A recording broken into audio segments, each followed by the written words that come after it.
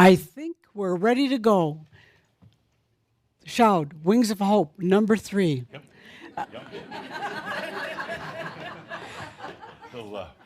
Last minute. Yes, we are ready. How about some breathing, and then we'll hear from Adamus. Okay, are you ready for Adamus? All righty then. So, with that, breathe in that exhilarating energy and take that good, deep breath. That breath of life. Breathing into you. All the sparkle and beauty surrounds us. Breathe it in. Let it be. Flow with the energies. Feel it with each breath. Oh, yes, Adamus is here. Breathe him in if you dare. Oh, yes, he invites it regularly. So, Jeff is there, breathing, bringing in Adamus. Let's stay with that good deep breath as we move forward. Here we go.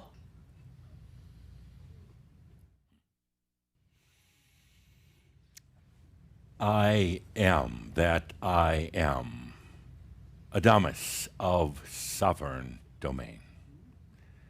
Welcome, everybody. Welcome to our December Shoud. Welcome to this great gathering of Shambra. Oh, what an audience here. All excited? No. I sense some nervousness. I sense some holding back, like, what is Adamus going to do to us today? Who, me? I'm going to be kind and gentle. Oh, yeah. Sweet. I do have some bad news, though. I'm sorry to start out like this. Normally you don't jump into a big monthly Shoud with bad news, but I've got it today.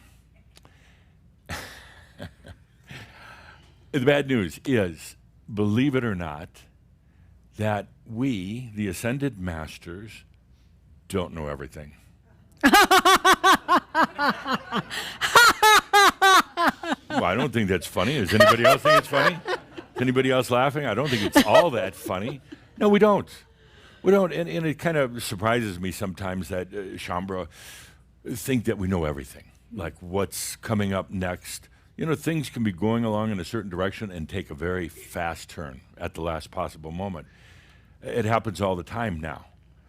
We don't know what it's like to be going into Love 2.0. We don't.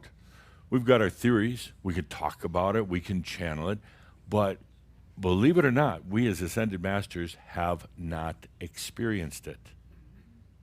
You're the ones experiencing it. We don't know what it's like to go from our biological body into a light body while the biological body is still there. Wait, is that because you just left? Is absolutely. That what's... Okay. Absolutely. Okay. Now, was that smart or stupid? We'll get into that later. We don't know what it's like to have that experience of being in both the light body and the physical. As Linda kindly pointed out, we left. We walked out of the physical body. We really didn't have the opportunity to experience the light body at the same time.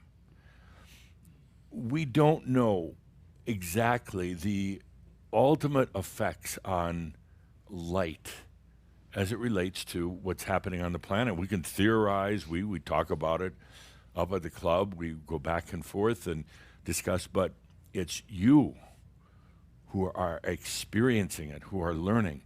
And then what we do as the Crimson Council, we gather that information, we gather you could say the experiences and the wisdom, and then use that for teaching in other realms, or for coming back and teaching other humans here. But we haven't done that. We don't know all the answers. I was going to say I don't know, but we don't know all the answers. That's why you're here. I want you to take a moment to feel into that. I think sometimes you have this concept that we know all these things, and then it's up to you to have to learn it for yourself. You're the ones, the pioneers that are here learning this, learning what it's like to be in the true and. We don't really know that. We were human one moment, boof, next moment we're Ascended Masters. I'm not diminishing the role of ascended masters. We're awesome. We are so incredible. You couldn't begin to imagine, but we're not going through what you are. We're not going through the level of transitions and releases of the body and the mind in particular that you're going through. Not at all. You're learning, you're experiencing what it's like now to really go beyond the mind, something that you've all feared for a long time, going beyond the mind. You've all worried this lifetime and others that you're going to get put into an institution for what was going on inside there. And you've been battling it, suppressing it. And now you're being encouraged, almost forced by me and the others to go beyond that mind because there's so much more beyond there. We never did that. So we're great theorists in many ways, great at saying, okay, what are the energy dynamics? I love working with all Shambra on the metaphysics, what's really happening. But ultimately, it's you, the ones that are actually doing it. And that's the bad news. The bad news is I think sometimes you want to believe that we know everything and we see into the future. We do see into the future, but it can instantly change. It can turn on a dime. You saw it happen in the recent elections in the United States. Things were going in one direction very, very quickly. In a matter of less than 2 weeks prior to the elections, everything started to shift. We don't have all the answers, nor actually would I want to. I don't want to have that. Don't want to have it where you're basically like lab rats and you're just having to go and learn like what we've learned. You're the explorers. You're the ones who are creating all this new stuff. You're creating the very things that others are going to be studying. But we haven't gone through it. We've gone through a lot. And we're here to guide you and support you and to kind of explain things on an overview basis so you have an understanding of why you're going through what you do. But you are the ones on the first line. You're the ones out there doing it. So would you please take a moment and acknowledge yourself, what you're doing. And I know, Lord, do I know, that you don't acknowledge yourself. My daytimes are my easy times. I've got a night job because dealing with you, all these calls, all these, oh, Adamus, you said this, and what should I do about that? We stay very, very busy at night. And I just would love so much if you could see yourselves as I and the other ascended masters see you.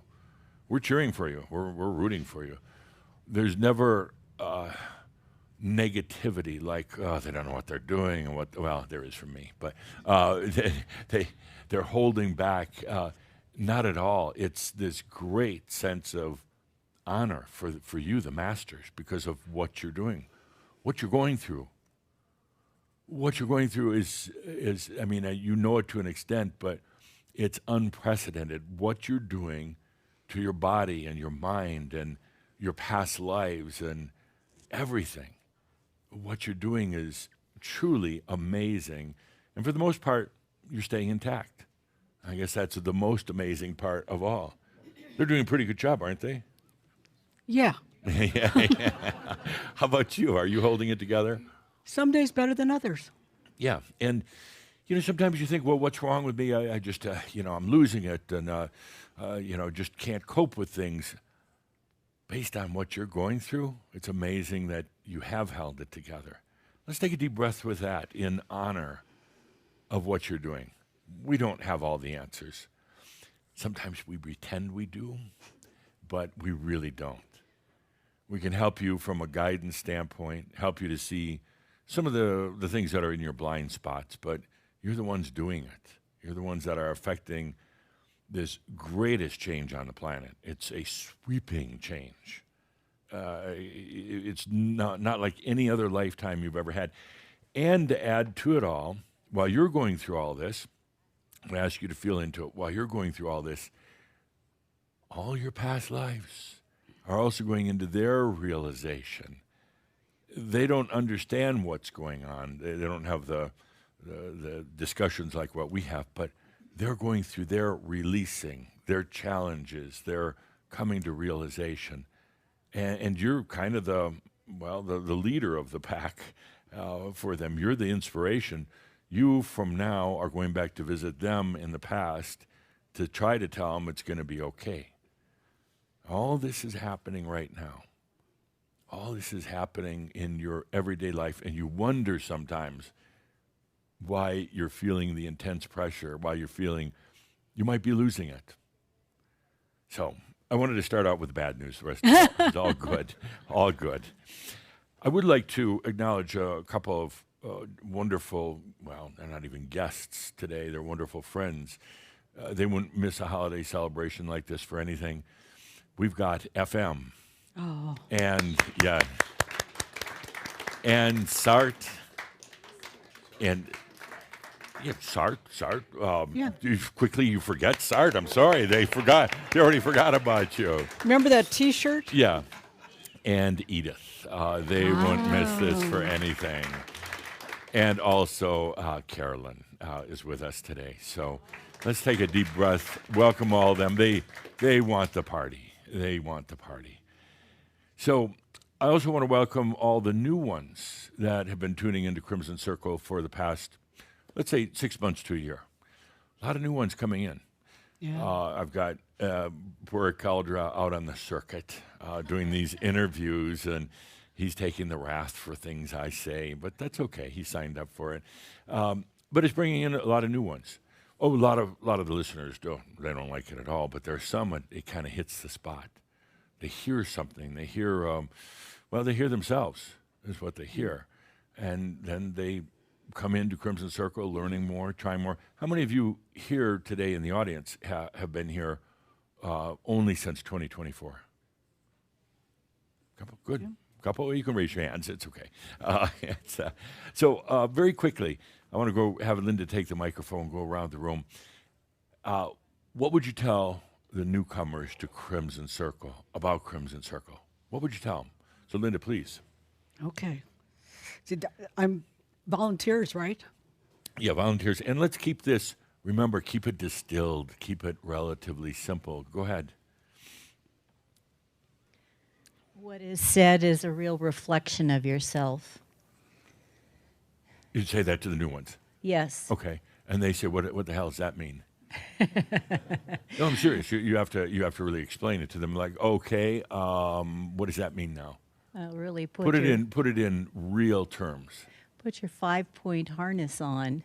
Yeah, but and still, be ready. Yeah, be ready. Because everything that's being discussed is a reflection of what you are going through, what you have been going through, what you will be going through. Okay. Really, you are hearing yourself, and you are remembering yourself with what is being said. So yeah, it's your energy that you're hearing. So in spite of the fact that it's a large organization and a lot of other people, ultimately you're going to hear yourself. Yes. Good. Yes. Great. What would you tell people about Crimson Circle? They're new. They heard something on one of these podcasts. They go to the Crimson Circle, beautiful Crimson Circle website. Thank you, Jorge. And now they're kind of attracted. But what would you tell them? They're in the right place. They're in the right place. Yes. And what does that mean? Everything you've been searching for, you could find it right here. Okay. Yes. Great. You could find yourself too. Your own experience, how did you find Crimson Circle? Watching a YouTube video, what's the name of it? It was a cartoon. A cartoon? Yes.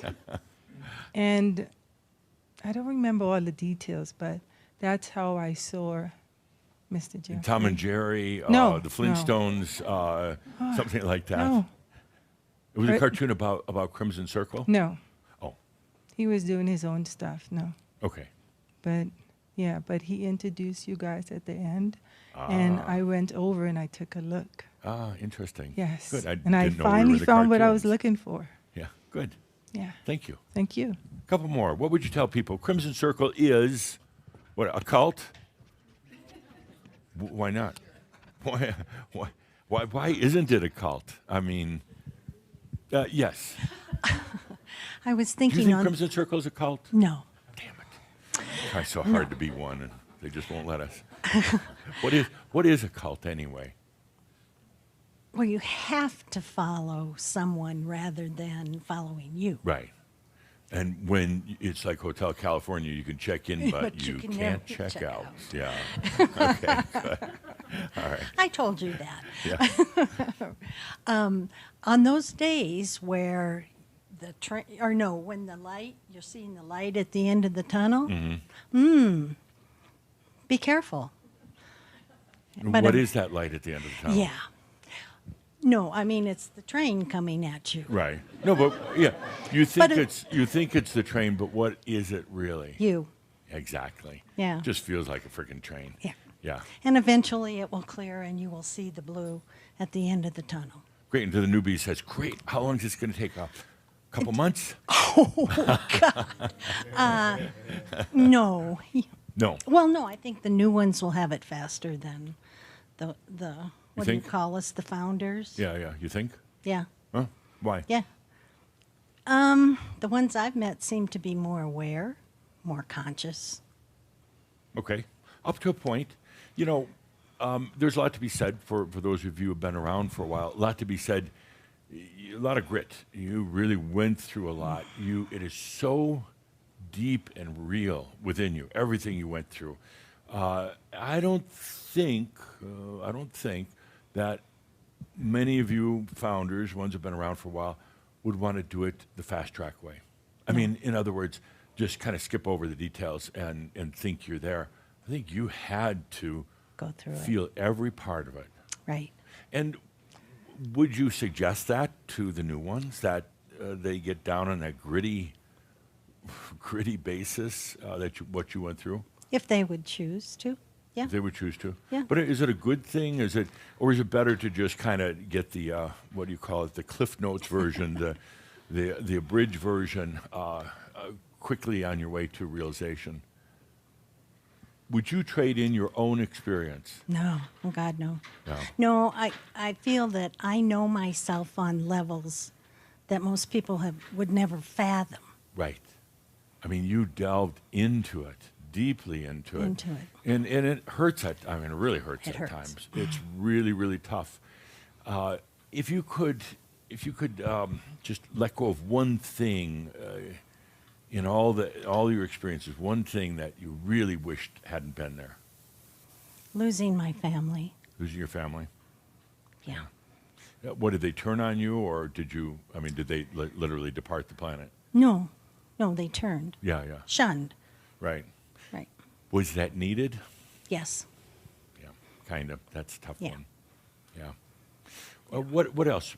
If you could say to the new ones, you know, they're all jazzed up and they're looking and saying, you guys, you took so long, and you went through all this hardship. I'm not going to go through that. What is the one thing that you would tell them? Okay, if you're going to do anything, just drop such and such.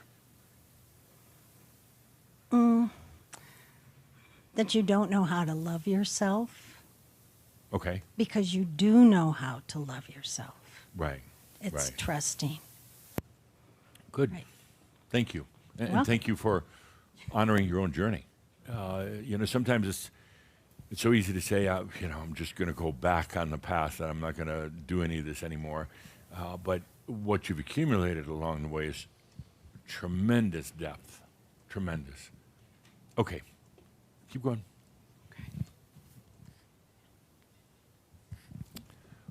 So how would you tell new ones about Crimson Circle? That'd be because my experience is mine, but just be open, Be open. Okay. Yeah. choose wisely, Right. and see where it goes. Yeah.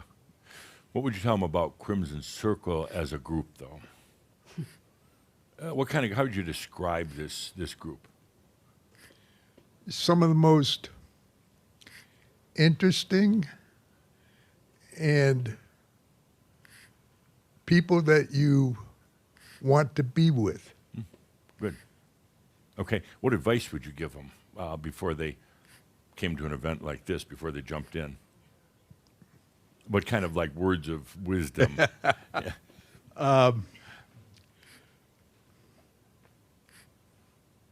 Just experience it. Okay. Try not to judge it. Try not to judge it. Okay. Good. Thank you. A couple more. What would you tell them about Crimson Circle? You know, they've probably been with a few other groups in the past, maybe a yoga group or some type of maybe a channeling group. What would you tell them? Because Crimson Circle is not necessarily typical. What would you tell them?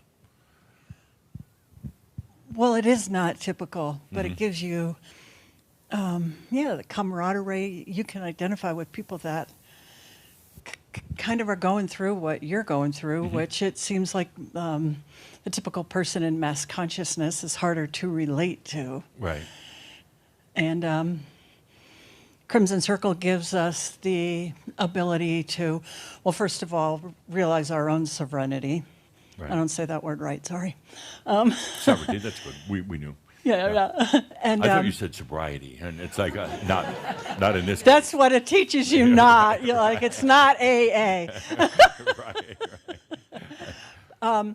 But the tools for me, to be in the and, like we have this human experience, and how do we experience the other realms and be able to be in the world but not of it? Right.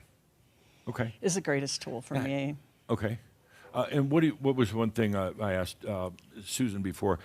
If you could tell them one thing, just to drop it, right away before they go any further on their path, just drop it. What would that be?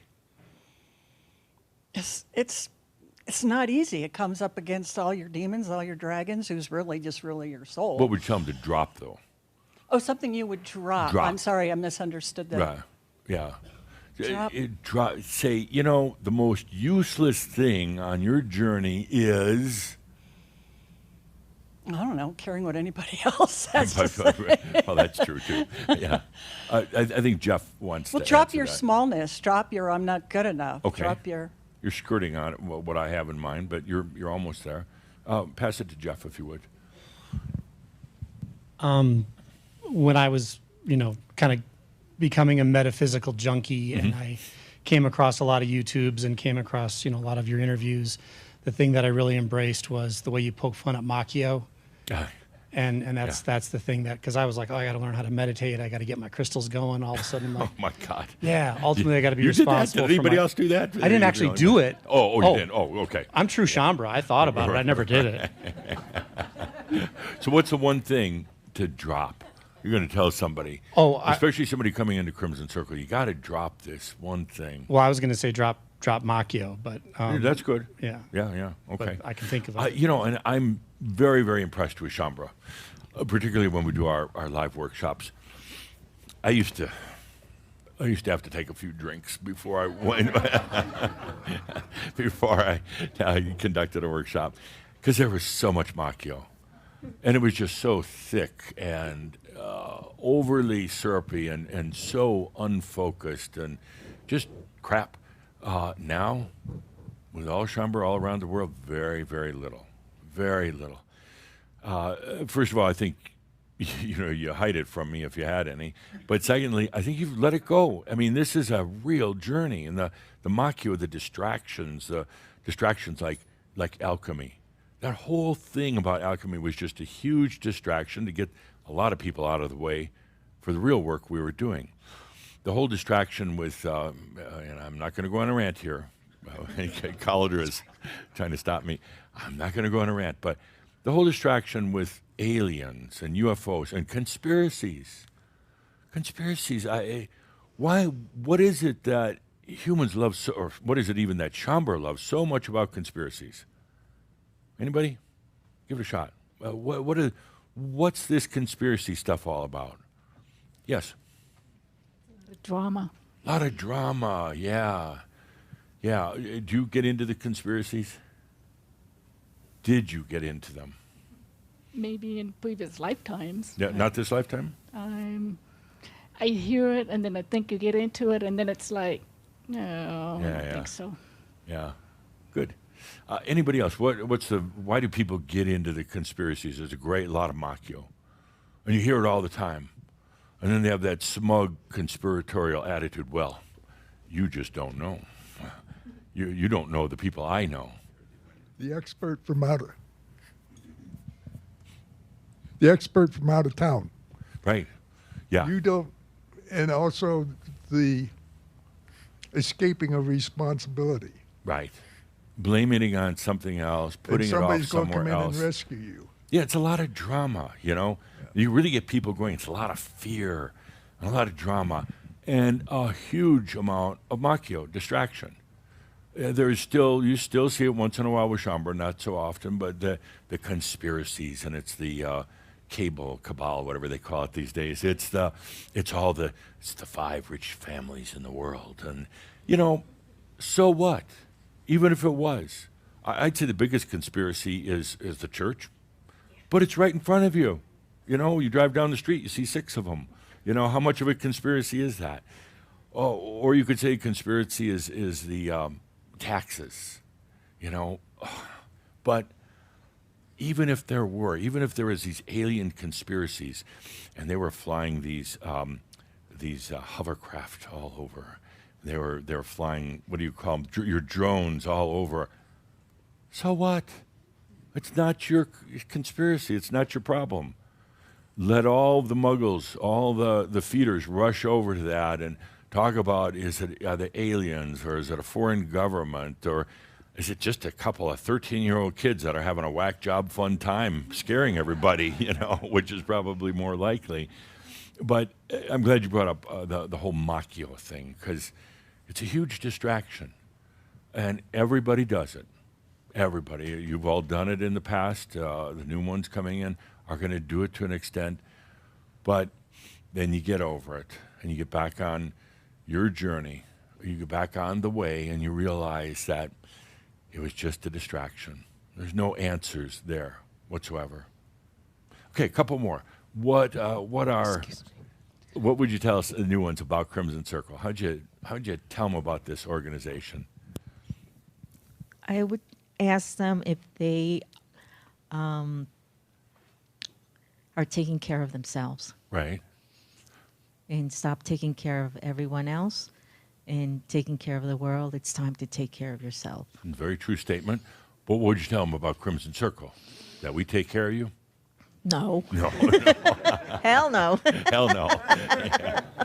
What would you tell them? It's a bunch of, I don't know, crazy people? It's a bunch of, what would you tell them about this group? Do you want to step outside of what you're living in? Do you want to go beyond? And what if they tell you yes? Are you going to believe them? No. No. They'll say yes. They'll say to be. They want just a little nicer life for the most part. Mm-hmm. For the most part, and I don't mean to be condescending, but it's the way it is. Yeah. Yeah. What else would you tell them about Shambra? What did you say about this group called Shambra? Unique. Unique. Yes. Words like interesting, unique. Yeah. But I mean, what did you tell them? They're compulsive. They're dedicated. They're committed. Committed. They should be committed. They're committed to themselves. They're committed to themselves. Yeah. Okay. A commitment to oneself. Okay. If they want to. All right. Good.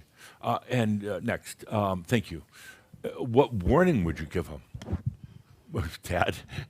What warning would you give them before? Well, I wanted to say in the beginning. You look lovely today, by the way. So festive. Thank you. Yeah, Thank much you. Better than the boxing glove look. Yes. Yeah, yes. I threw those away last December. I know. I remember. In the big thing. Yeah. In the Katumi thing. Yeah. Anyway, why I want to tell him am I here? I always wanted to know.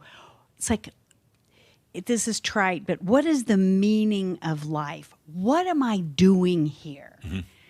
And I found Crimson Circle, by accident, way back in the Tobias days. Mm-hmm. And I just, every, let's say, step of the way, every shout, every key, everything, mm-hmm. It gave me more, oh, yeah, that's what I'm doing here. Oh, and then the realization, and then Heaven's Cross, and then Yeshua. That was my, why.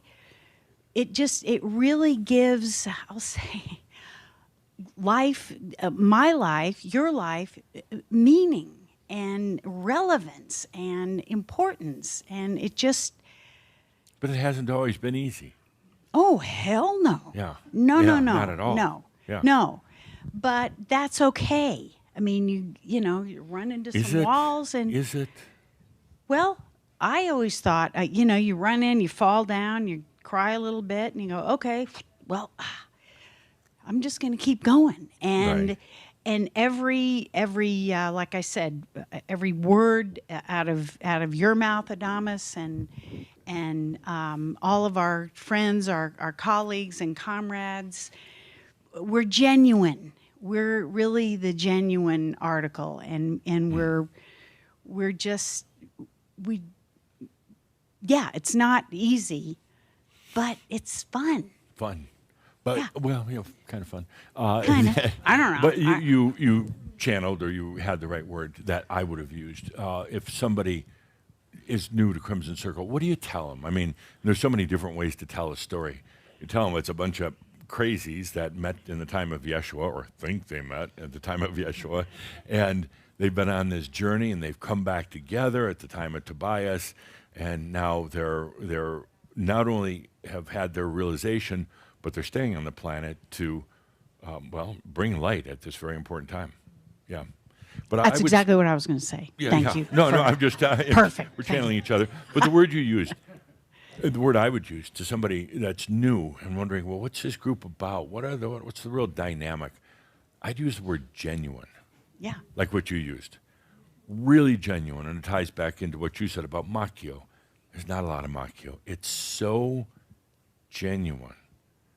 For, I would say, the vast, vast, vast majority of Shambra, it's the most important thing in their life, not Crimson Circle, but their journey, their realization, their bringing it all together in this lifetime. Nothing's more important. That's kind of tough telling your mate or partner unless they really understand that that's the most important thing to you. Exactly. And being genuine, being true to your own journey. But could you tell that to your partner? Well, Or could Gary, you tell them, that's the most important thing to you? Yes. Yes. Yes. And he would probably applaud you for that. Good, thank you. Right on cue. Well, when you look at it, there's a lot of times in a relationship, they're like, well, what I'm not, your partner's, I'm not the most important thing. It's like, no, actually not. Because then you're in a trap. Then they're dependent on you, you on them. Then you're really no longer on your journey anymore. The journey is the most important thing. And it's not selfish, not at all. So, good. The word I would have used, journey. Genuine. Thank you. Genuine. In answer to my own question, what is the one thing that you would recommend to the new ones? And quite a few coming in now.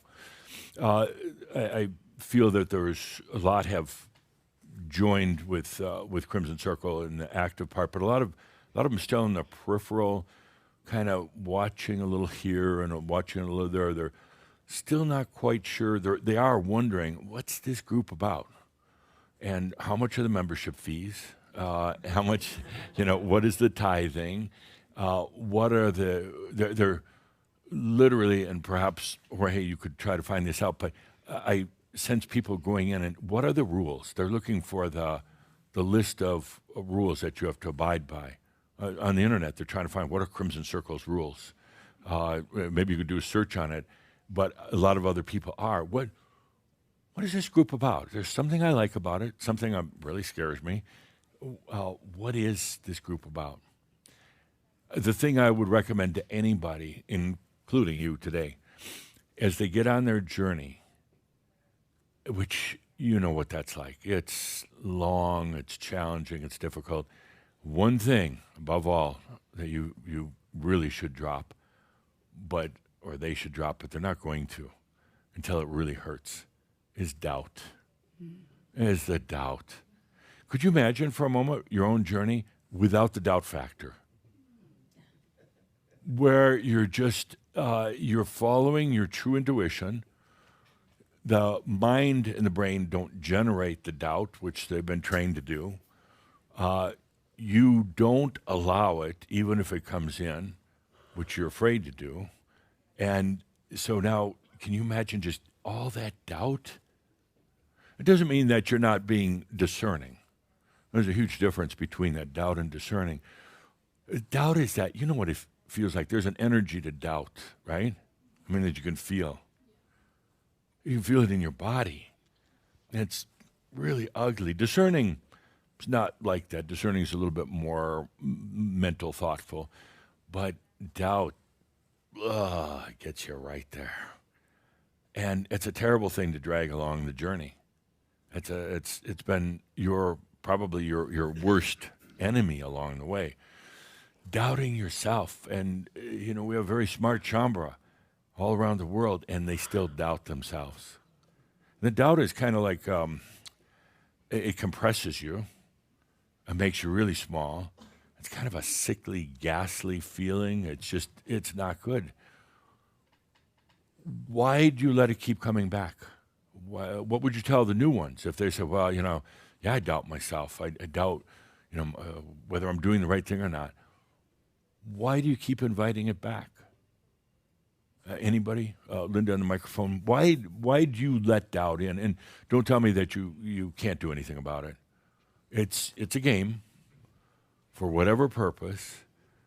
Why do you let it in? For me, is this on? Yes. For me, it's actually strengthened my faith.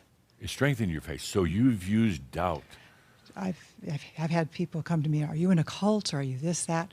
And it's like, they're in search and go, and it got me really down, like you say, that icky feeling inside. Yeah. And then as I continued to feel into it, it was like, whoa, that is really, really heavy.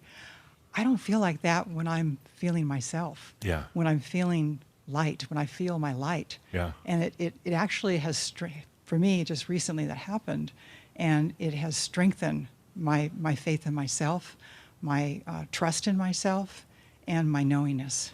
So that's what it's done for me. So it served a purpose? It served a purpose. Could you do without it?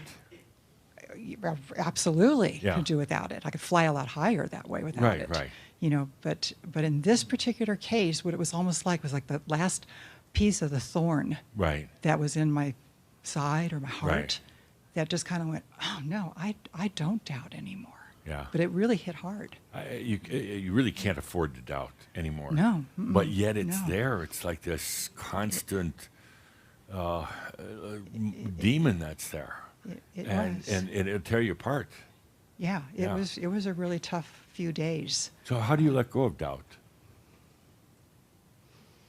Did a lot of breathing, some crying. Crying, okay. Wrote about it. Yeah. Went and hugged a few trees. So I was up in the mountains at this Did you time. kiss any crystals while you were at it? Any? I think I did bring any a crystal incense with me. or anything like that? Doubt be gone with the incense. I like crystals. Like they're very beautiful, especially the diamond ones. Yeah. Yeah, right. But yeah, no, it served a purpose during that period of time. It strengthened my faith in myself. Okay. Surprisingly. Would you recommend it to others? Only if they choose to. It was like my dragon just came along and bit me on the butt big time. Yeah. Really big time. That's what dragons are for. Well, my dragon's a good dragon. Butt biting, yeah. And then we patted it and love it and say, okay, now, I got over it. Good. Great. A couple more about doubt now. How did it serve you? So for me, I feel like doubt it's like a reminder of these unintegrated aspects that come up. It's like, oh, okay, so I've still got work to do there. Okay. It's like, I thought I was done with that, but there it's like rearing its ugly head again. Right. Because I feel like for me, it's been something that stifling. Like you said, it's like in the body, So it's like you want to take a step forward, but then there's that doubt. It's like, what is that? It's like, in here, it's like, okay, I'm certain, but there's something in the body that's like, it's like this resistance. Yeah. And so it's like a reminder for me. It's like, oh, okay, I've still got work to do there. I've still got to, heal that. I've still got to look at that. But I've still got to integrate it. I have to say, if you're using that approach, I still have work to do because the doubt is there and aspects are there and everything else, then you're going to have more work to do, right? And I don't want unless that. you want more work to do. I don't. Yeah, I don't. Yeah. No. Yeah, and I understand what you're saying is you're not going to let doubt get the best of you, but you're going to say, well, it's just telling me I have more work to do. Isn't that kind of a game? Yeah, I think that's a good point. Yeah. Well, doubt is one of the toughest demons, and intuitively, whatever you want to call it, on a clear basis, every one of you knows what you want to do, and where you want to go. That's foregone conclusion. But that doubt comes in, and it's the doubt of society, your family, the voices you hear in your head, your aspects, all the bad things you've ever done, and it's the doubt is the fear of what's going to happen if I do this, and it's easier to lay low. It's easier to sit on the fence rather than to do something, and that's where the doubt comes in, and it's crippling. It really is, and it's crippling literally on your body. It's really tough on your body in terms of stuck energy and eventual physical problems. But yet Shambra still is struggling with this problem, with the doubt. Yeah. And instead of saying, the doubt is there, so I've got more to work on, it's more like what we talked about last month, never more. And there's other ways to say it, but doubt, be gone. Yeah. And you can say it as rough as you want to say it, but it's a strange choice. It's an odd bedfellow that everybody falls into. You have these doubts, and imagine if you would release all doubt. Imagine what would that be like? You release all doubt about anything about yourself, and it feels good for a moment, and you're like, oh shit, then what if I do bad things?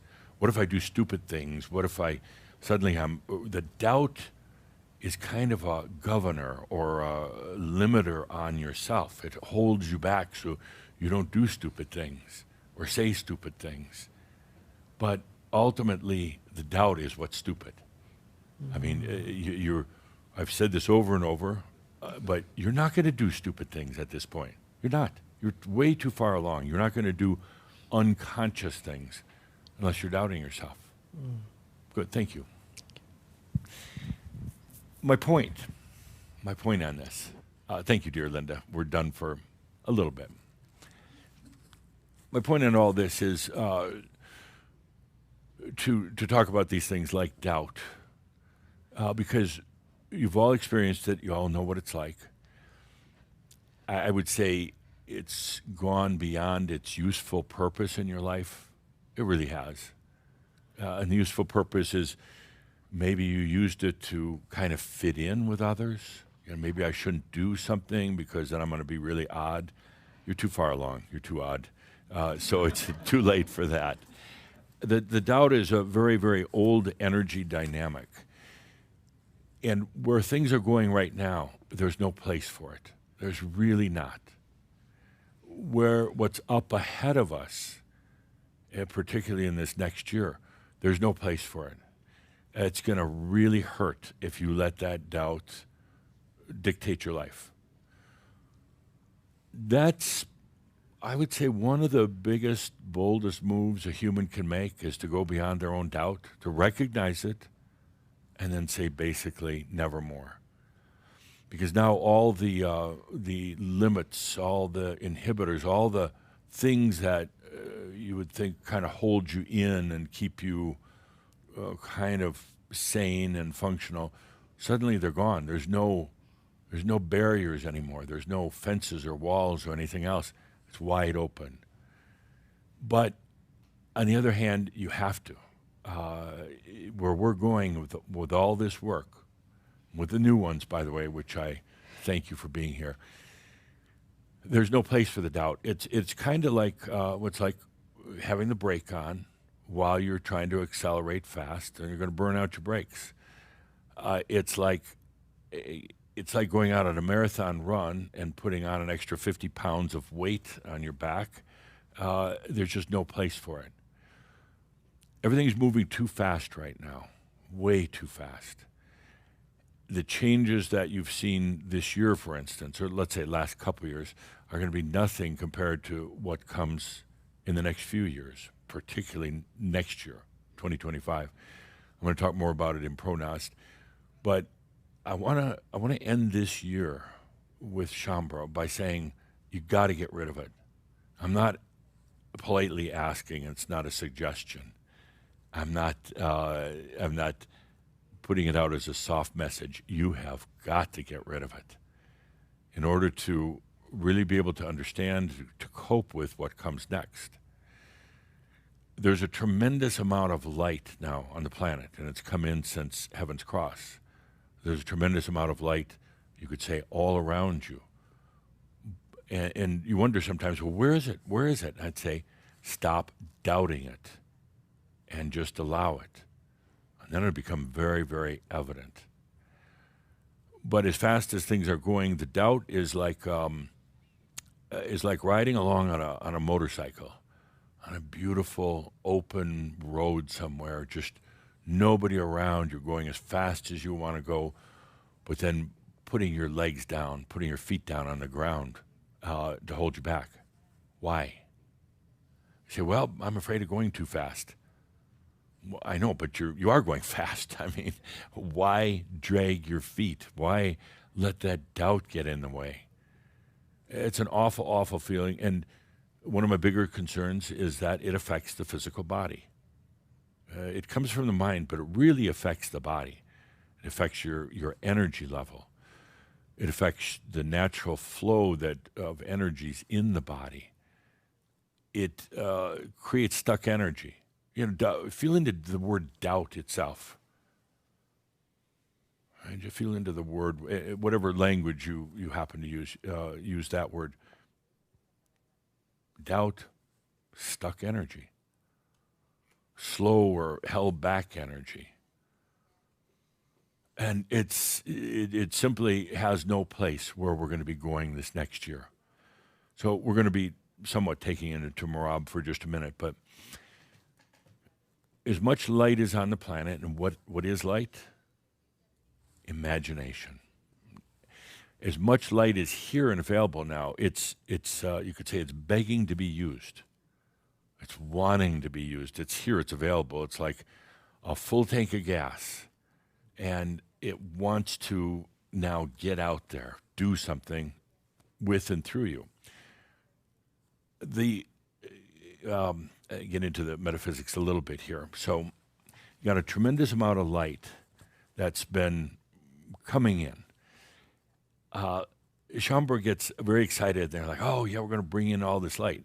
But then I'm like, would you please use it? Would you please use it? Well, what if I blow something up, or what if I do the wrong thing? Just use it. Today in Kihak, earlier today, I talked about not only allowing, which is critical. Allowing is opening up, but then receiving, anchoring it, bringing it in, doing something with it. But I feel a tremendous amount of resistance, of doubt from Shambra, doubting maybe even the nature of light, doubting if you can do anything with it, if it has an effect. There's kind of a strange phenomena. You want somebody else to do it for you. You want me maybe to say, okay, here's how you use the light. No, you have to. You've got to be the one receiving it now in your life. The one thing that's going to hold you back is doubting it. Doubting whether you're really working with light. Doubting what you can do with it.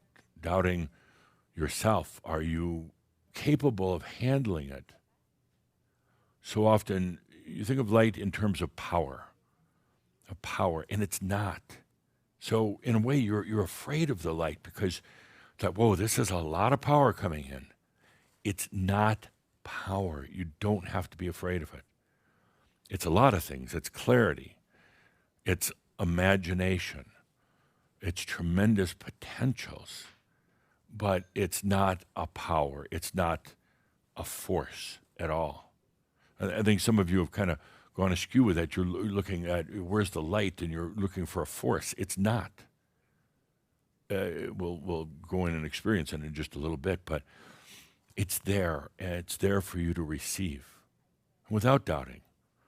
Doubting is that thing the brain, the mind does, where you start asking all these questions, and what if, and why not, and am I worthy, am I making this up, am I going crazy, the typical questions. And going beyond that is saying no more. I'm going to play with this. I'm going to be that light. I'm going to incorporate it and do something with it. But one of the important things that I'm really going to be stressing now, first of all, you got to let go of the doubt. And that's all you do. You don't struggle with it. Don't fight it. Doubt, be gone. That's it. I'm done with it. Be clear with yourself. I'm done with doubt. But don't then start doubting what you just said about doubt. Don't start this whole back and forth. You're done. Never more. That's why last month I wanted to bring in the raven and the never more or no more. Done with doubt. You're going to feel the doubt coming up almost as a test to what we're talking about here today, almost as a test. And you have to be, I insist that you're bold enough and that you come to your genuine self and you say, no more. Doubt paints everything gray. And doubt takes away the energy. Doubt takes away the creativity. No more. You will be challenged with it. And I'm going to insist that you say no more or never more. That's it. It's going to roll far too fast this coming year, and particularly in the work that we're doing. There's a tremendous amount of light on the planet. It is fueled by your energy being communications, not a force. You've got this tremendous amount of imagination and light coming into the planet. That light, which you can look at from many different standpoints, from a scientific or a physics standpoint, light is a waveform and a particle. How is that? How is that even possible? Well, it's the nature of light and imagination. It doesn't have to be one thing or the other. It will change from being, this is on the physical level, it will change from being a particle to a light wave based on what? Consciousness, on what they call the observer, but what I call the being, you. It will change like that. It will go from a stream of particles, protons, and suddenly it will become a waveform. That's the amazing thing about light.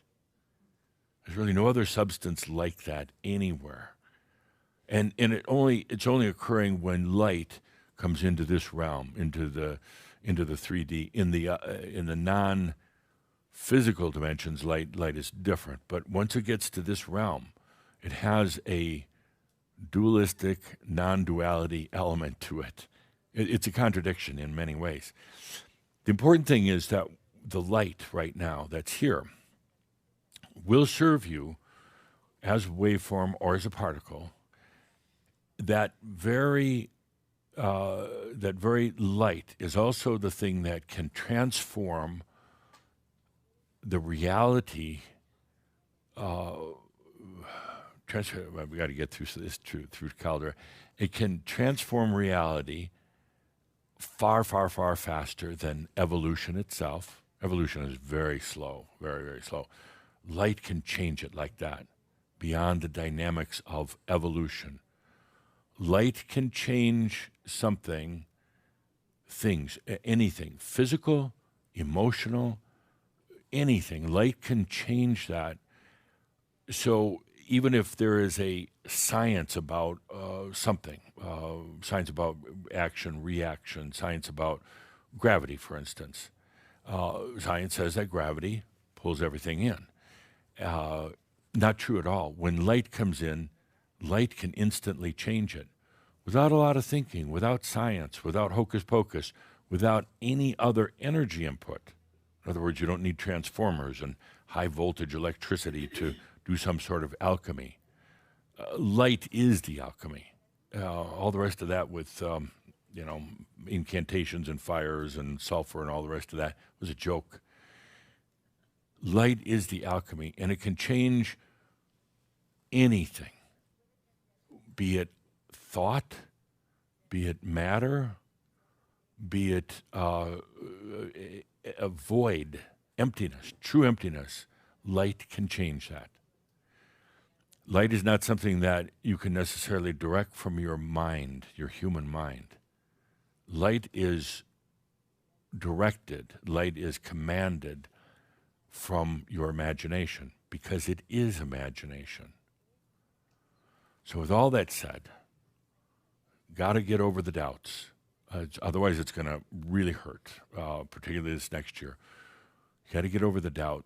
What I'm asking, imploring, begging, and screaming at you to do, starting January 1st, you don't have to do it right now, is radical imagination. As humans, as Shambra, on a scale of 1 to 10 with imagination, sometimes you're way up there. Sometimes you'll hit a really good 5.5. Most of the time, 2 or 3. And it's the doubt. It's the doubt and other things, but it's primarily the doubt that keeps you from radical imagination. Remember, imagination is light, light is imagination. But when it comes to really imagining, an imagination that ultimately goes beyond the mind, and so I've been talking a lot lately about the metaphysics of the mind, because it's important to understand how the brain works, how the mind works, and how to go beyond.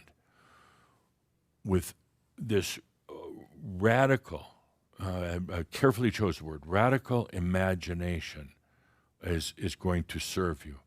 But holding back, little thinking, and sometimes you think you're imagining big. It's not. I'm sorry to say, it's not. There are, I'm having a lot of static here with my channeler. Wouldn't it be nice he gets paid to do a job that he just does it instead of complaining about it? And it's like, you have not even begun to imagine, is what I'm trying to say. You've not. You think about things a lot. You overly think about things. And you worry about things. And you doubt things. But I'm talking about radical imagination. Going where you've never gone before. I'm not talking about some LSD trip or anything like that. I'm talking about imagining huge, huge. When you do, I want you to feel into it for a moment. You're going to imagine huge. Not the word huge, but you're going to imagine way out there. And not your damn problems. That's where a lot of you go wrong, and that's why I can say you're on a good day if you're hitting about a 5.5 in the imagination level. You drag your problems into it. You imagine yourself going beyond your problems. And you imagine that all your problems are solved, and you're dragging your problems into your imagination. And therefore, you're super limiting it. And all you're wanting is your problems to be solved. I'll tell you how to solve your problems for $100. Go for it, Tad. I think you owe me anyway. It's very easy, and I'm getting, Calder's not liking all this. I take MasterCard, Visa. Gotcha. Jeez, no imagination. And I'm getting what clear, I guess you would call it. I'm getting clear. Drop your problems. I mean, really. We've talked about it before, and you still don't believe, but they're there because you like them. because you're getting something from them, drop them, you're going to have a really tough time if you carry them forward. There's no need for them. There's no need for all the poor, wounded self. I know I'm not being compassionate at all. And, you're still liking them. Just get over them. I mean, be bold and imagine big. But one of the reasons your imagination is limited is because you bring your problems into it. Okay, I'm going to imagine myself in this beautiful setting and everything's fine and I don't have money problems or partner problems and I don't have my biological family and I don't have that awful job and I don't have that shitty apartment. What does that energy feel like? You're dragging all that crap into it and your imagination is going to be very, very limited. In true imagining, you're not thinking. You're not doing a thought process. You're not trying to visualize things. True imagination, and we will be going more into this, I'm not just going to leave you hanging, but true imagination is, for lack of better words, it's nothing. Some of you experienced a little bit of that at the last gathering we did in Kona. It's nothing.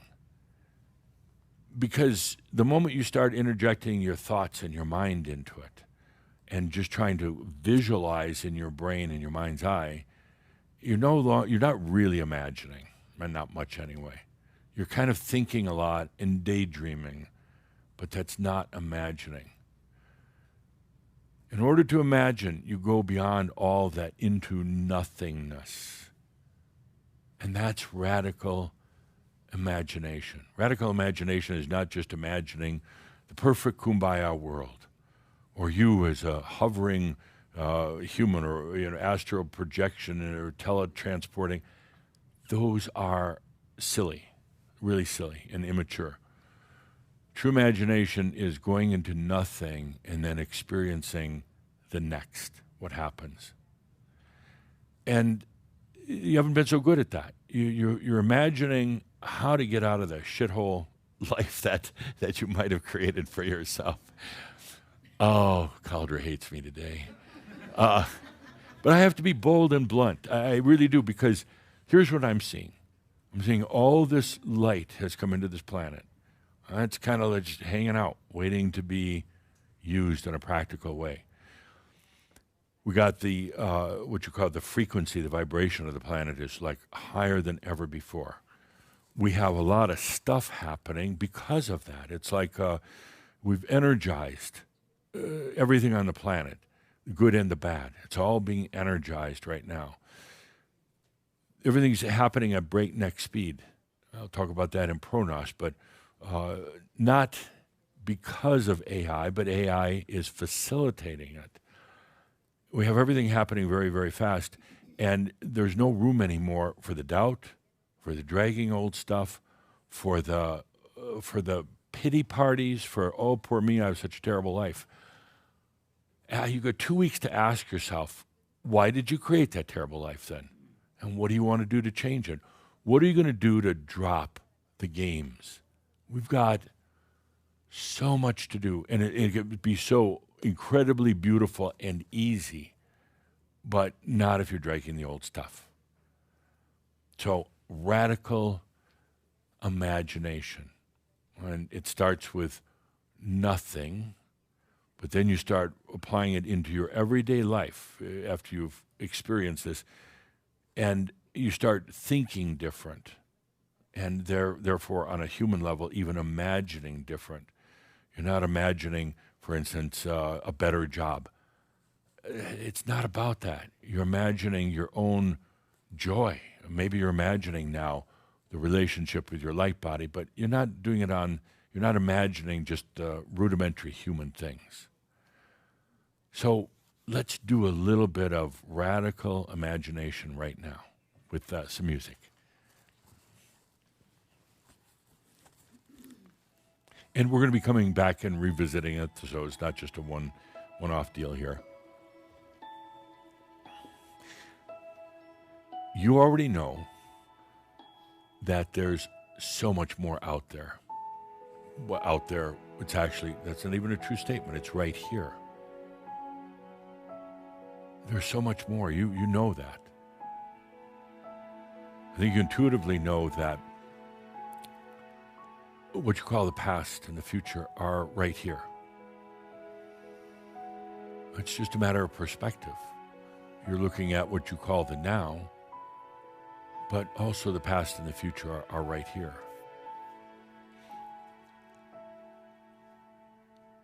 Take a good deep breath. The next step is this radical imagination. When that happens, what you are doing is summoning up, commanding your energy and your light, but not based on doubt or fear, not based on issues in your life. You're summoning it up as a true master. You're not summoning it up just for a little bit of material gain, certainly not power. You're summoning it up for the transformation that it can create, for the experience of it, and to finally, once and for all, to connect all the dots, all the parts and pieces of your entire journey, coming to this planet, and ultimately being the true master of light, of imagination, being that magi. On a very, very personal basis, not to inflict on others, not to do parlor games or have your own TV show, the mighty magician, anything like that, but for yourself, to finally experience. And as I pointed out in Kihak earlier today, what this means, the transformative nature of light, what this means ultimately will be the bringing together of energy and consciousness. There has to be that understanding of light, how you command it, how you work with it. It is your light, by the way. Remember that always, it's yours. And yes, you can command it. I suggest commanding it.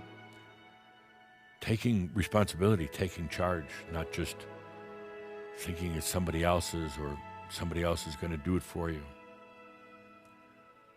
But back to radical imagination. There are true metaphysics in this, and it has to do with the very nature of light and its ability to transform a reality that would defy the laws of human nature that you know right now. Laws of human nature work in a certain way. For instance, gravity, it's just like this. Light can transform anything. When Jamie talks about year 2033, 2034, right around the corner, he's talking about this massive transformation on the planet.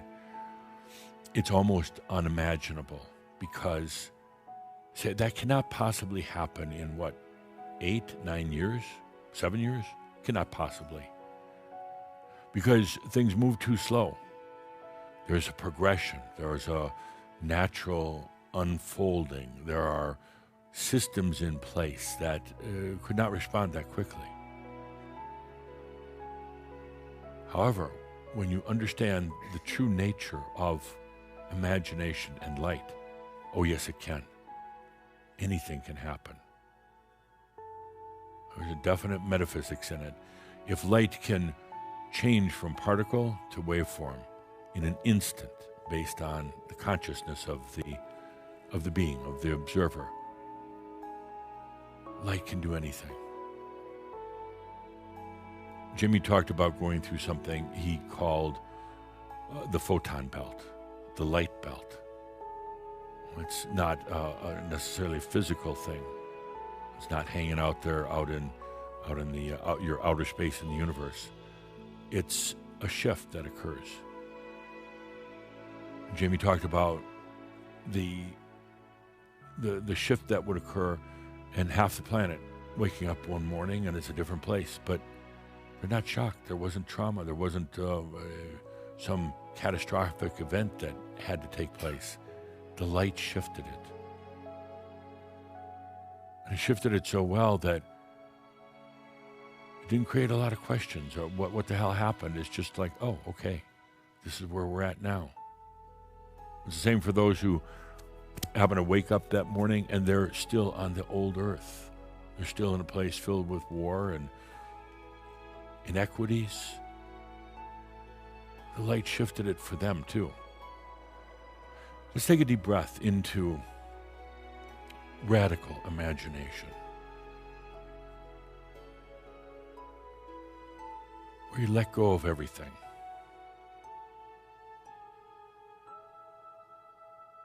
And we go into nothing. Caught you. The mind doesn't like this. The mind is like, it's its cue, to start playing, to start talking. Nothing. What is nothing? Where is nothing? Can there be nothing? Can I possibly have nothing in my brain? That's where you take a deep breath and go into the and. Let the mind do its thing, chatting away, and we go into the and. Nothing. And in that nothing, in that no thing, and we've been talking about this for years, in that no thing, is that next thing. See, nothing simply means the brain can't comprehend it anymore. It's out of its league, and that's fine. Let's go into the and into the no thing.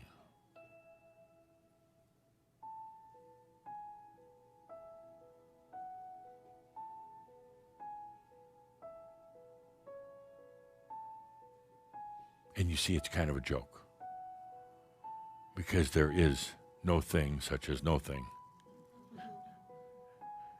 First of all, from a metaphysical standpoint, consciousness is always present, but consciousness is a no thing. I mean, it doesn't have a size or a shape or a name or an intensity level. It is simply awareness. It doesn't have a color. It doesn't reside somewhere off in the galaxies. But yet, in this no thing of consciousness, it's everything. This is where you go to imagine. Leaving behind your everyday problems. Leaving behind your self-imposed limitations. Underline that, please, Gail. Self-imposed limitations. You leave that all behind. You're not going there to repair damages. No, we go into the no thing for no thing at all.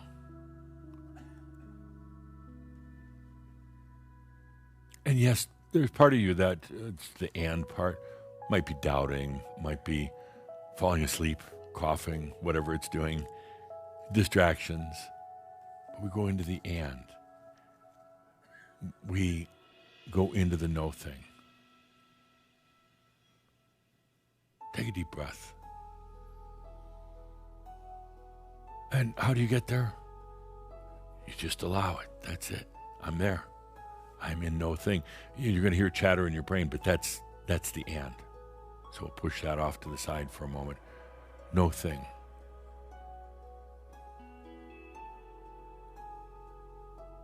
And in this no thing is that radical imagination.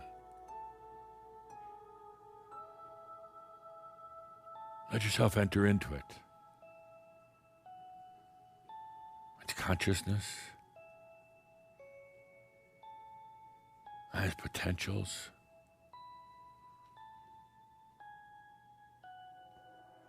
Some would say you're entering into your soul.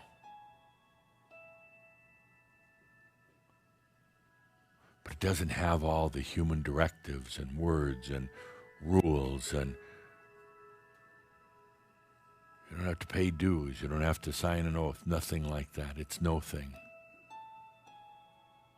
You just enter into it. That's it. You get to the point where you don't need to think through and struggle to get there. You are just in no thing.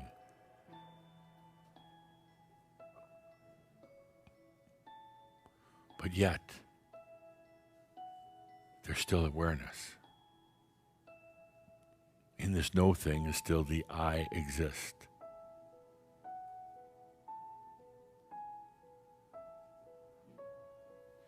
And in this no thing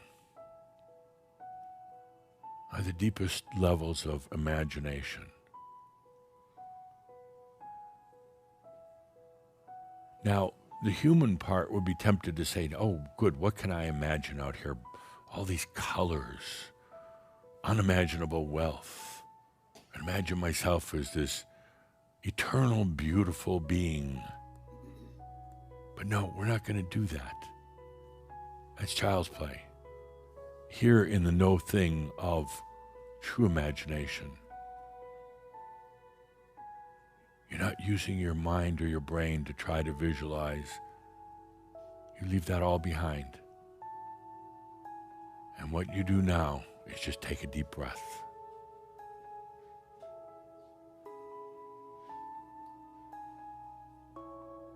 And let it come to you.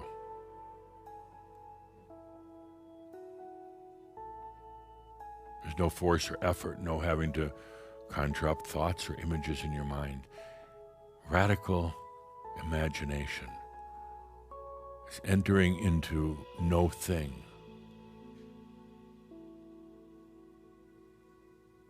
And then this space of no thing, you realize it's everything. Maybe not defined, easily defined by the human mind, and that's fine. We are going beyond that. In this space of no thing, feel for a moment, it's everything.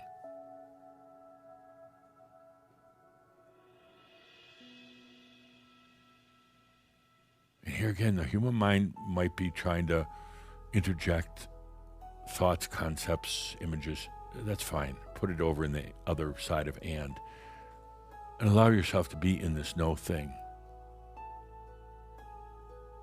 That is all things, beyond what the human mind could have ever imagined. Even beyond words like joy or beauty, beyond happy, content, any of those words, out here in this no thing, so far beyond that, it's so radical. It's almost indescribable, and that's fine, because here, it's just about sensing. Let's take a deep breath.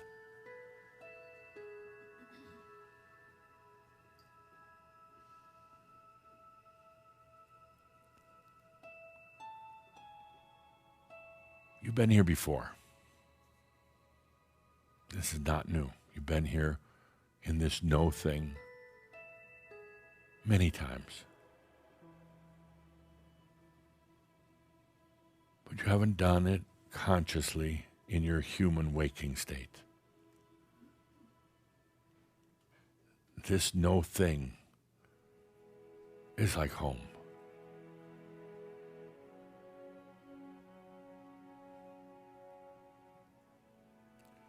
There's no action here. In other words, there's not a lot of swirling colors and lights, but your mind may comprehend it that way. It's fine. But in this space is consciousness and potentials.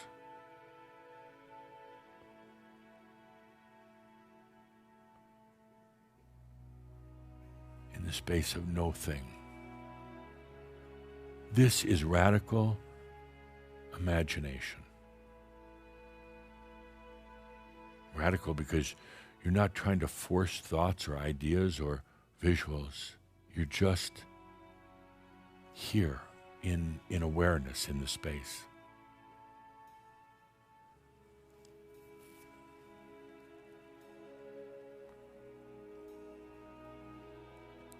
There's nothing to fear here. There's nothing here that can hurt you or harm you in any way. It's the space of true imagination. It's the space of all the potentials that could ever be, that haven't been acted out yet, therefore they're not defined, they're not in books or movies or anything like that out here. It's all raw potential.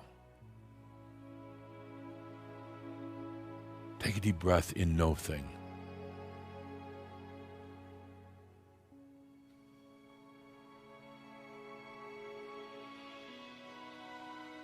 It's radical imagination. To go here without agenda, without even trying for healing or trying to visualize a better human life. Radical imagination, you don't need to do those things. That's why I say you haven't been very good at imagining, because you put attachments on it. Emotional attachments, but attachments of what your human desires, but here in this no thing, there's no attachments.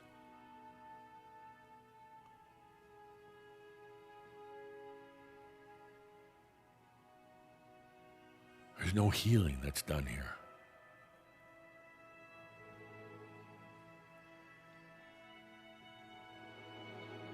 It's simply a place of no thing, yet all that is.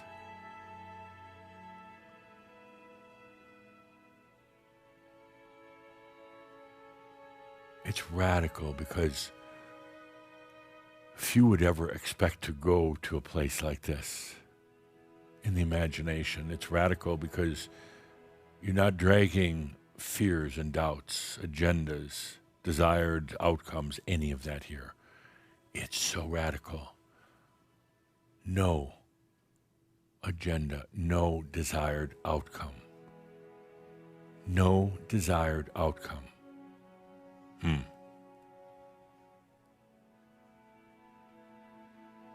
You're not going here for answers. You're not going here for solutions.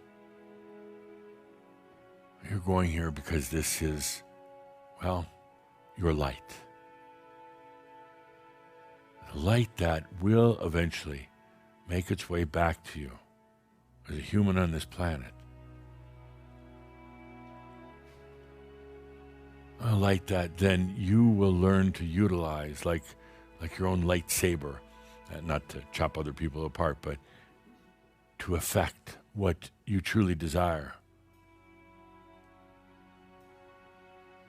What we're doing here right now is connecting those dots from the levels of no thing to the levels of your human on this planet.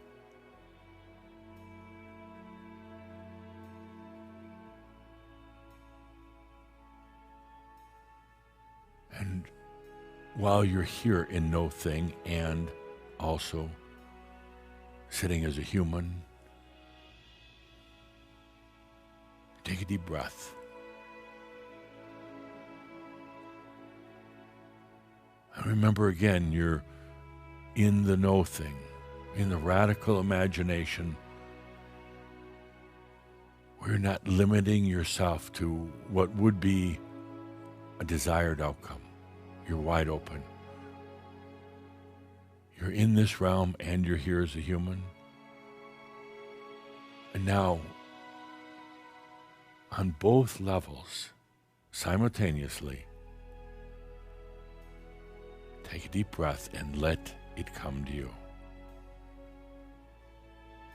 Both levels, human and in the no thing, the radical imagination, let it come to you. You say, well, let what come to me? That's it. You don't have to define it. That's it. Let it come to you. So, well, what? I mean, energy, people, intelligence, no. Shh. Let it come to you.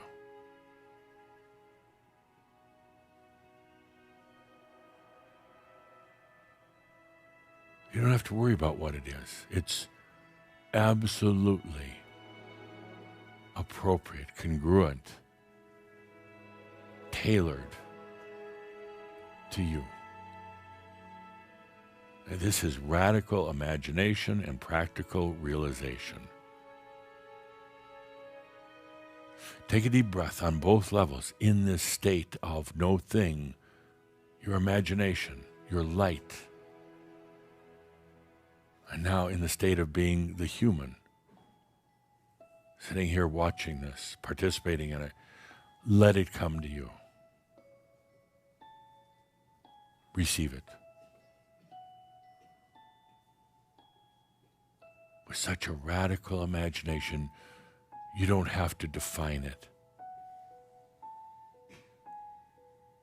Let it come to you.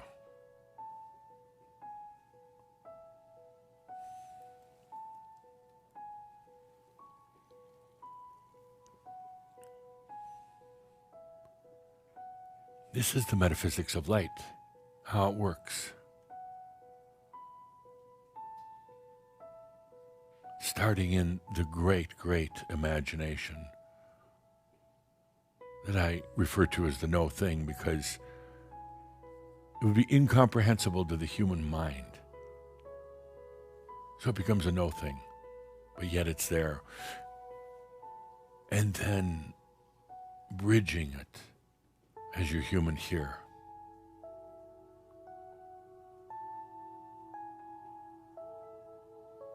Let it come to you.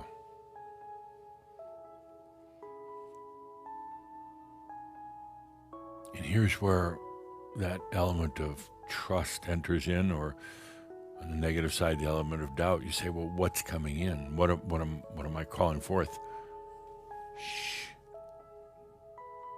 Doubt not what you bring, what you call, what you receive.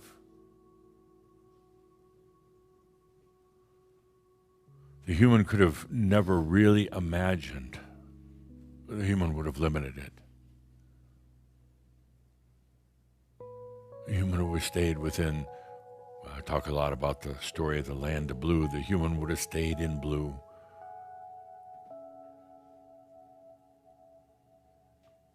But what comes can be so much more.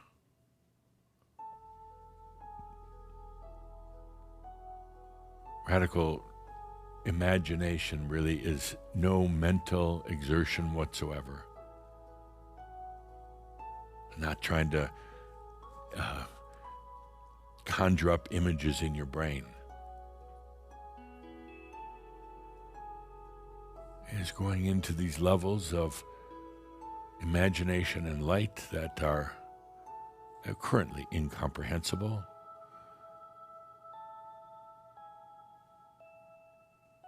And simply letting it come to you. That's radical imagination. What happens now is that light, which is imagination, that light, it doesn't have the limits on it now when it enters into this realm. It will still react as a particle or a waveform depending on what's needed at the moment. But there's another component to the light now. There's the waveform element. There's the particle element. And now what I would call the creator element.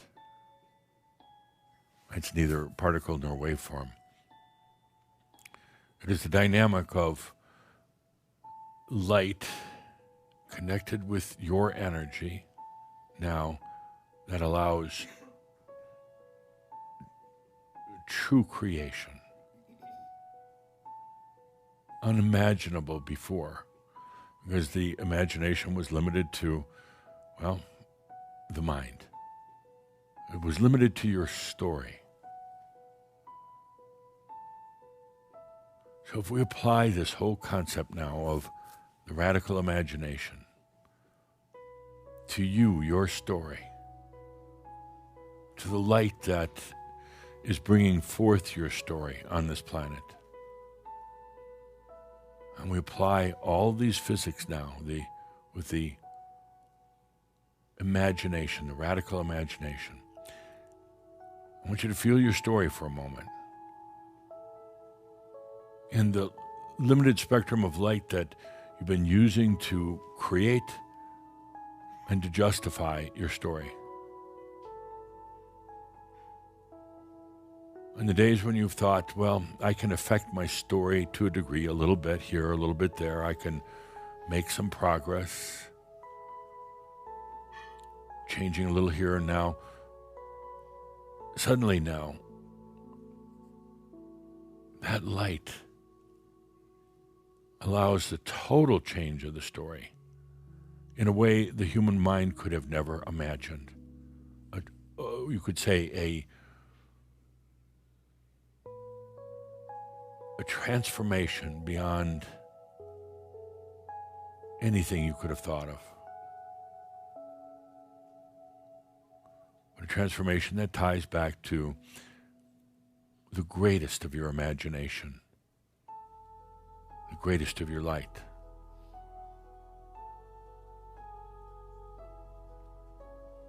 Let it come to you without fear. How could you have fear of something that's your own energy, your own light?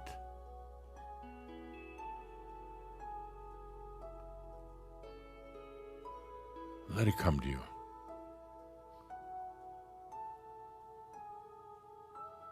No limits.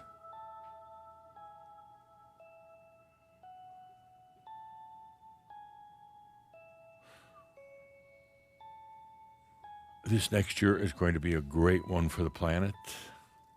It's going to be a challenging one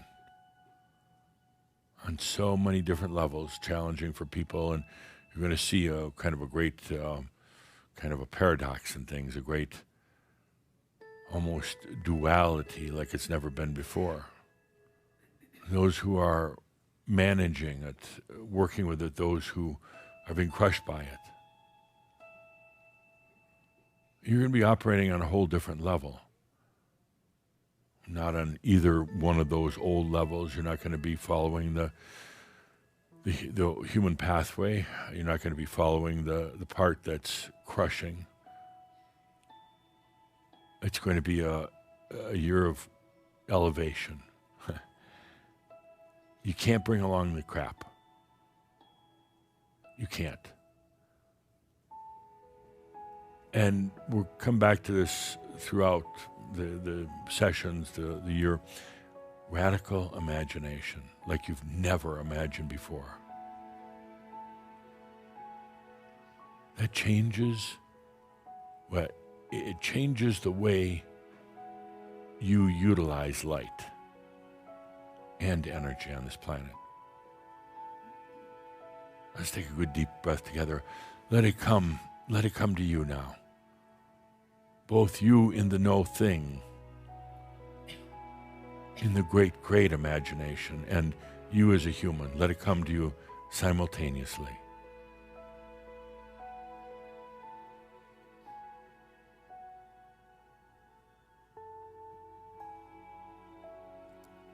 And as it does, feel there's an innate balance in it. Feel that balance. You know, when a human tries to push their imagination by themselves through the mind, it becomes imbalanced in a lot of cases.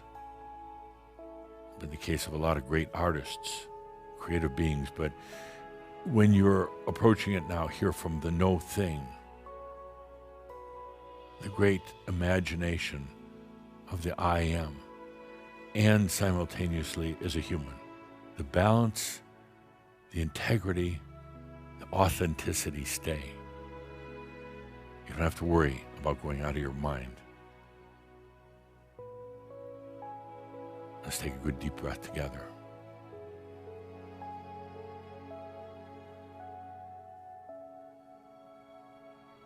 Good deep breath together. We'll come back. We'll come back and discuss this more, so you start to feel very, very comfortable with it. But just feel that within yourself right now. Radical imagination. Not just more of the same, not just trying to visualize things on a different level. You're going to hit a ceiling if you do try to do that going through your brain. But what it is letting yourself go to that no thing. And you find out it's not no thing, it's everything. Let's take a good deep breath. As we bring this year to a close, just real quickly, good year, bad year, rough year? Anybody? Jerry? Good year. Good year? Anybody? Good year? Anybody really shitty, crappy year? Challenging. Okay. Fun? Yes. Yeah. A lot of changes. Okay. Let's breathe that in as we go into our new year. Make sure to take care of yourself as we bring this year to a close. Take care of yourself. Do a lot of breathing. Stay away from annoying people. All right, be alone all the time if you have to. With that, let's take a deep breath and feel into, using this radical imagination, feel into when I say, all is well in all of creation. Thank you. Blessings and happy holidays. And so it is. With that, please take a couple more deep breaths, feeling into all these potentials that Adamus has put to us, feeling into your radical imagination. Take that good deep breath, feeling that we've finished another grand year with more in front of us. Breathe into all that you are. Thank you for being a part of this very special Shoud 3. We'll be back next year. Thank you, everyone. Thank you.